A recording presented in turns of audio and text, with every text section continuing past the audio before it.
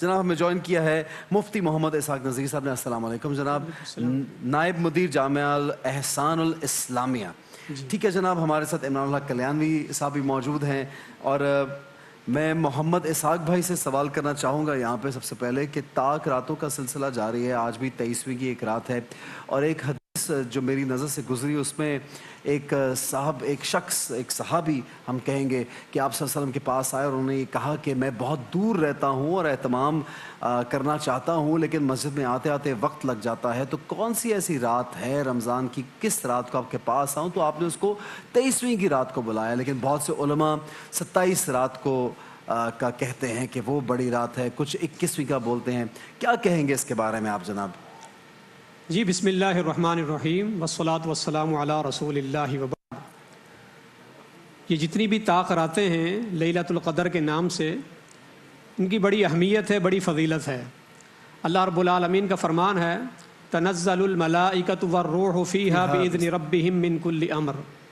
یہ سورۃ القدر کی معروف آیت ہے, بلکہ سورہ قدر کا معنی ہی بڑی ہی اہمیت والی اور عظمت والی, اور اس کی ایک رات کی عبادت جو ہے وہ 1000 مہینے کی عبادت سے زیادہ افضل اور بہتر ہے.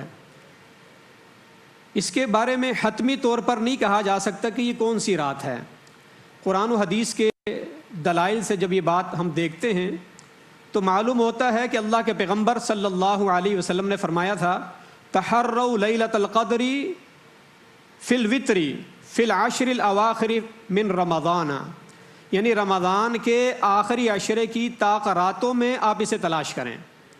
یعنی تعین نہیں فرمایا کہ وہ 21 ہوگی, 23 ہوگی, 25, 27 یا 29 ہوگی. جن کا آپ نے تذکرہ فرمایا, آپ نے تذکرہ کیا جن کا, وہ صحابی عبداللہ بن انیس رضی اللہ تعالیٰ عنہ. وہ اللہ کے پیغمبر سے روایت کرتے ہیں کہ نبی علیہ السلام نے فرمایا اریت لیلۃ القدر, فرمایا مجھے لیلۃ القدر خواب میں دکھا دی گئی تھی, میں نے خواب دیکھا کہ فلاں رات لیلۃ القدر ہے. ثم نسیت, پھر مجھے اللہ کی طرف سے وہ بھلا دی گئی. اور ایک روایت میں آتا ہے کہ میں مسجد میں تمہارے پاس آ رہا تھا تمہیں بتانے کے لیے, راستے میں آپ نے 2 لوگوں کو آپس میں کچھ اختلاف رائے کرتے ہوئے دیکھا, آپس میں جیسے کوئی جھگڑا کرتے ہوئے ان کو دیکھا, تو آپ ان کے درمیان صلح کرائی, اور اسی دوران وہ اللہ رب العالمین نے اس کا علم جو ہے وہ لیلۃ القدر کا آپ سے واپس لے لیا. اب فرمایا کہ آپ لیلۃ القدر کو تلاش کریں. تو عبداللہ بن انیس رضی اللہ عنہ بیان کرتے ہیں کہ نبی علیہ السلام نے فرمایا کہ اللہ تعالیٰ نے مجھے دکھا دی اور پھر مجھے اللہ تعالیٰ نے وہ رات بھلا دی. پھر عبداللہ بن انیس ہی رضی اللہ تعالیٰ عنہ وہ بیان کرتے ہیں کہ نبی علیہ السلام نے ہمیں فرمایا کہ اس کو تم نے طاق راتوں میں تلاش کرنا ہے. فَمُطِرْنَا لَيْلَةَ 23 لَيْلَةً, فرماتے ہیں کہ 23ویں شب تھی, جیسے کہ آج ماشاءاللہ 23ویں شب ہے.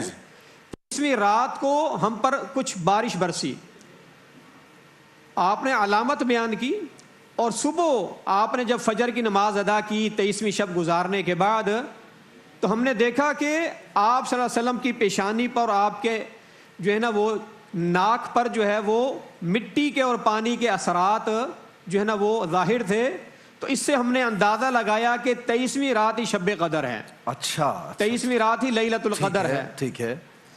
تو یہ کچھ ایسے واقعات ملتے ہیں جس میں مختلف روایات کے مطابق 21 کی روایت بھی ہے صحیح مسلم کے اندر, 27 کی بھی ہے, اور 27 کے بارے میں عبداللہ بن مسعود رضی اللہ تعالیٰ عنہ حتمی طور پر فرمایا کرتے تھے انہا لیلۃ 27 لیلۃً, کہ لوگوں یاد رکھو لیلۃ القدر 27ویں شب ہے.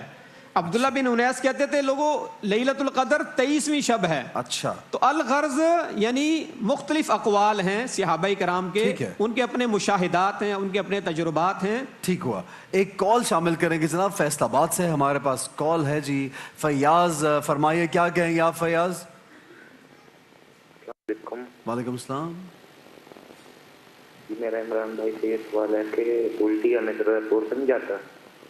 الٹی آنے سے روزہ ٹوٹ تو نہیں جاتا. روزہ نہیں ٹوٹتا. کس طرح کی قے کی بات کر رہے ہیں آپ؟ ایک بڑی یا بار بار آنا یا ایک آدھ مرتبہ؟ ایک آدھ مرتبہ. ایک آدھ مرتبہ. عمران بھائی کیا کہیں گے آپ؟ ایک آدھ مرتبہ اگر روزے کے اندر جو غیر اختیاری چیزیں ہیں ان غیر اختیاری چیزوں میں قے کا بھی آنا ہے. ٹھیک ہے. تو قے غیر اختیاری طور پہ جب خود آئے، خواہ منہ بھر کر ہو چاہے قلیل ہو، وہ جب ہم نے باہر نکال دی تو اس سے روزہ فاسد نہیں ہوتا.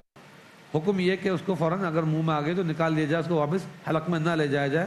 البتہ منہ تک آئے پھر واپس دوبارہ اس کو حلق میں لوٹا کے لے گئے تو اس سے روزہ ٹوٹنے کا امکان ہو جاتا ہے، تو منہ میں لوٹا کے واپس لے کے نہ جائیں اس کو. ٹھیک ہے، آپ کیا کہیں گے جناب؟ جی ایسا ہی ہے. جی غیر اختیاری اور غیر ارادی جو قے آ جاتی ہے، بھلے وہ منہ بھر کر آئے، اس سے روزہ فاسد نہیں ہوتا. بالکل ٹھیک ہے. البتہ جان بوجھ کر حلق میں انگلیاں ڈال کر پیٹ بھاری ہو رہا ہے، متلی ہو رہی ہے، یا اس طرح کی کیفیت ہے، تو جان بوجھ کر حلق میں انگلیاں مار کر قے کی جائے، اس سے روزہ فاسد ہو جاتا ہے. ٹھیک ہے. السلام علیکم میمونہ آپ، کیسی ہیں آپ؟ خیریت سے؟ ڈاکٹر صاحبہ، قے کی بات ہو رہی ہے کہ اگر قے غلطی سے آ گئی تو یقیناً یہی جواب ہے آپ کا بھی. وہ صاحب نے ہم سے پوچھا کہ روزہ تو نہیں ان کا ٹوٹتا، آپ بتائیں گے پلیز مائک میں بات. ایسا ہے کہ اگر آ جاتی ہے تو نہیں ٹوٹتا، لیکن اگر کی جاتی ہے زبردستی تو ٹوٹتا ہے. تو ٹوٹتا ہے. اور اگر بار بار آ رہی ہے تو اس کا مطلب طبیعت خراب ہے، تو نیچرلی روزہ اس میں رکھنا. اگر طبیعت خراب ہو اور اس کے بار بار کے آنے سے ڈی ہائیڈریشن کا بھی اندیشہ ہوتا ہے تو بہتر اسی لیے ہی انسان کی صحت کے لیے، زندگی کے لیے ہی کہا گیا ہے، تاکہ وہ مزید خطرہ نہ لے. ٹھیک ہے جی. آڈینس میں سے کسی کے پاس اگر کوئی سوال ہے تو پلیز مائک دیجیے. آڈینس میں سے جو سوال جی کیجیے، سوال کیجیے پلیز. السلام علیکم. وعلیکم السلام. جی میرے بیٹے ہیں، روزے پورے رکھتے ہیں، لیکن شوگر پیشنٹ ہیں اور پینکریاس کے پیشنٹ ہیں.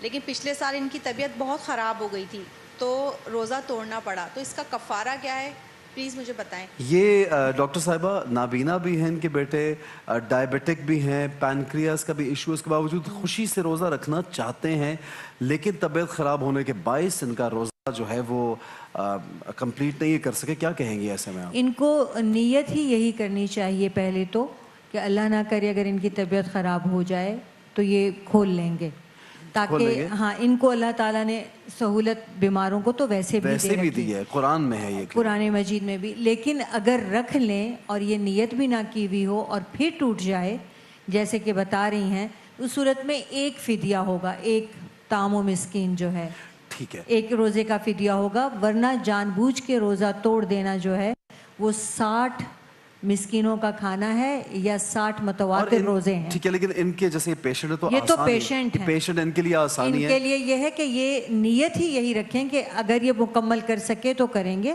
نہیں تو یہ جہاں پر ان کی طبیعت خراب ہوئی یہ کھول لیں گے. ایسا ہی ہے اسحاق بھائی؟ جی اگر روزے کے دوران طبیعت محسوس ہو رہی ہے، خراب ہو رہی ہے، ٹھیک ہے، تو روزہ بندہ توڑ سکتا ہے، اس کو کھول لے، اور بعد میں جب اللہ تعالیٰ صحت دے دے فعدۃ من ایام اخر، تو اللہ رب العالمین کا فرمان ہے مریض اور مسافر وہ اپنے ان دنوں کی گنتی بعد میں پوری کریں گے. ٹھیک ہے.